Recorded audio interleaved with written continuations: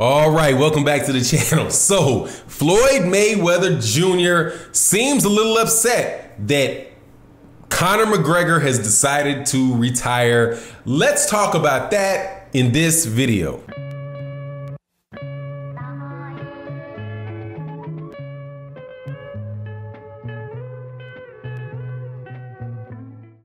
At last, and I say this at last, both Floyd Mayweather Jr. and Conor McGregor are going to be retired.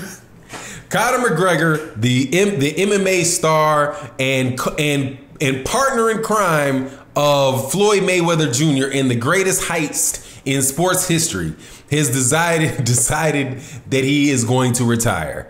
Now, what that means, I do not know. Is it a Floyd Mayweather type of retirement? Is it a Sugar Ray Leonard type of retirement? Is it a Tyson Fury type of retirement? What type of retirement is this? Because in sports now, you never know. It used to be a time when somebody said they were retired, you never see them again. Now you hear somebody's retiring, you see them more than you did when they were fighting. But to talk specifically about Floyd and why Floyd might be upset. Now, I don't know if he's actually upset, but he responds to Conor McGregor and he says, "Hey man, you were out there telling people that you were gonna beat me." I think he might have been talking to Mike Tyson. You're telling somebody you're gonna beat me, but now you're gonna quit, right? As in, hey man, ain't no shot at another fight with us. So why would Floyd Mayweather Jr. First of all, what I think is Floyd Mayweather Jr. is just thumbing his nose at Conor McGregor and baiting him into a back and forth, which has been quite honestly very, very, very profitable for Floyd Mayweather Jr. Not just profitable in money, but profitable in marketing exposure, things that keep his name, out there in the, keep his name out there in the media. This thing between Floyd Mayweather Jr. and Conor McGregor has been something that has gone on for at least, I believe, for like the last 6 years, something like that. It's just been a continuous story that would allow both of these guys' fight names to be in the, in the news, and it was something therefore that they both were able to take advantage of. It hyped the fights for Conor McGregor and got even more MMA fans behind him. Floyd Mayweather Jr., it continued to keep his name active in front of MMA fans. I think boxers care about it a little less. Anyway, to keep their, just to keep his name relevant. But for me, there's a grand benefit to it. Now, I'm hoping that he's actually retired, because the quicker that these guys are both retired and nobody ever talks about it anymore, the quicker that we get rid of, or we might stem the tide of, all of the nonsense that has happened as a direct result of what those guys have been doing. And that is the freak shows in boxing. And there has been many freak shows going on in boxing, and for people that have trying to imitate or get a little bit of the buzz how can I say this? They're trying to follow the same playbook. That's probably the best way to say it. We're getting a bunch of nonsense from people trying to follow that playbook, right? Now, what are those? We have seen probably the biggest example of it. Is these YouTube fights. That's the biggest example of it. When DAZN put all that money, put a bunch of effort into airing a boxing match between KSI and Logan Paul, and on that card had people like Devin Haney fighting on the undercard. Now, even though Devin Haney, an excellent job in the negotiation, wound up making more money than anybody on the card, right? He still was the second. I think they call that the penultimate fight. Is that the one before last? That's still where he played him. And as far as the marketing and all that was directed towards the YouTube stars. Now I can't tell you how financially how lucrative it was for the zone or for the fighters, but primarily because, you know, I just don't care. But it's obviously something that they were trying to pitch and something that they felt was like a new wave of things to do, because they did it. Well, they did it the first time, and now I do believe before it got shut off, before boxing got a shut off, that they were considering doing the same thing. But that's not the same. That's not the same. I mean, that's not any different than what I believe like Paulie Malignaggi. Now, this is a fight that I'm actually glad that happened in retrospect, where Paulie Malignaggi went and fought this bare knuckle fighter. So it's a pro boxing world fighter, ex-world champion boxer against a bare knuckle fighter, right? So, but the bare knuckle fighter wins. Same dynamic as boxing versus MMA. And my thing is, then you have like Floyd Mayweather talking about a fight between Antonio Brown and somebody else. Just, you know, it's for somebody that really, like, I appreciate the sport of boxing, and I know not to the level of obviously that some trainers do. Some trainers, because there's some trainers out there, man. I hate to break it to y'all. There's some people calling themselves trainers out there, dude, that ain't really, you know. They're wiping the guy's head off with water and telling him in there, go, Jay, go get him. You know what I mean?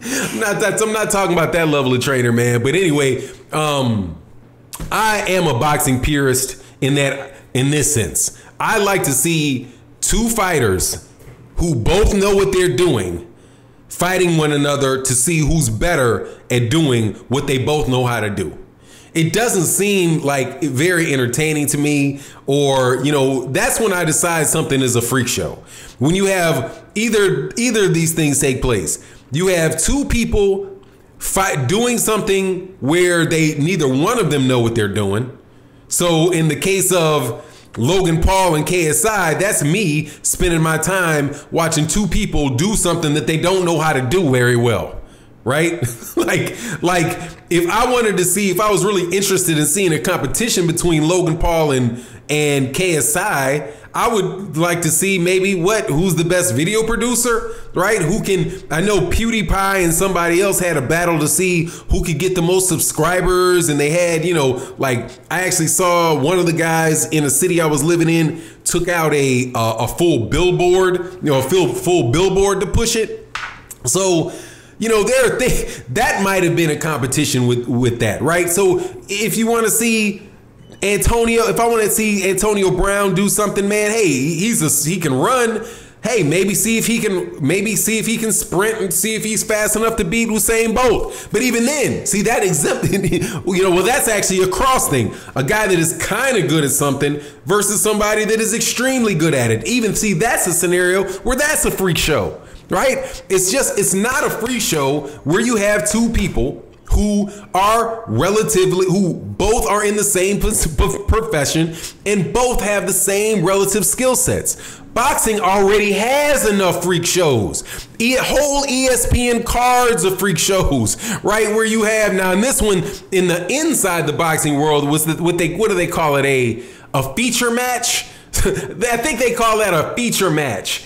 Pretty much where they say that we're going to put you in a match where we can feature your skills against somebody that has no chance whatsoever to defend themselves against it. So we already have enough of that stuff going on in boxing. We don't need any more of that. And that's what Floyd Mayweather Jr. versus Conor McGregor was. They were trying to pitch the idea that MMA as a discipline has athletes and sports in it that are athletes in that sport that are so good that they can just pick one discipline and come in and beat somebody at that discipline who was one of the best to ever do it. And that's what you got. And that's what you got, right? And that is why I say there's different ways to fix fights. That's a way to fix fights. There's no way in the world that Conor McGregor was going to have a chance to win that fight. I'm sitting there in front of a room, but that's something that a lot of people were blind to. They didn't know that he didn't have any ability to win that fight whatsoever. You still have MMA fans who, and I've heard them talk about how, for the first 10 rounds, Conor McGregor was right there. No, not for the first, for the first however many rounds before he got knocked out. No, he was not there. He was getting carried. Floyd Mayweather Jr., if he had wanted to try to get him out of there in one round, probably could have got him out of there in one round. He could have went straight to him, went straight to the body, had thrown, let his hands go, and eventually he was going to not even eventually, very quickly he was going to catch Conor McGregor with something that Conor McGregor wouldn't have had the ability to handle. But what he did instead was he just gave the MMA fans just enough so that they felt like, oh, he's got a chance. All he did was build. All he did, I'll tell you, it was a comedy show. All he did is build their expectations, and then when he said, okay, well, we can't let this guy go the distance, so I'll get him out of there in about 2 rounds. Let me start softening him up. Boom, boom, boom, and all of a sudden you seeing Conor McGregor down, his performance level go down and down and down until Floyd Mayweather Jr. said, "Is it time?" It's like you can look at him over there across, looking at his trainer, like, "Is it time to get him out of here yet?" Yeah, go ahead, get him out of there. Okay, boom, boom, boom, get him out of there. And you've heard, and the funny thing is that particular model, that particular thing, if you read, books on the history of boxing, you'll hear of all kind of fighters doing the exact same thing. Sam Langford did it all throughout his career, just carrying somebody enough to give the crowd who wanted them to win some hope that their guy could win. And then when it got close to the call, when it gets close to it, he just starts lighting off on the guy, and gets him out of there, or just beats him up badly enough where he knows the referee is going to give him the decision. And this is no different, and I'm really glad it's over, and I hope it stays gone. You let me know what you think, let me know what you think in the comment section. And with that, I'm out. Peace.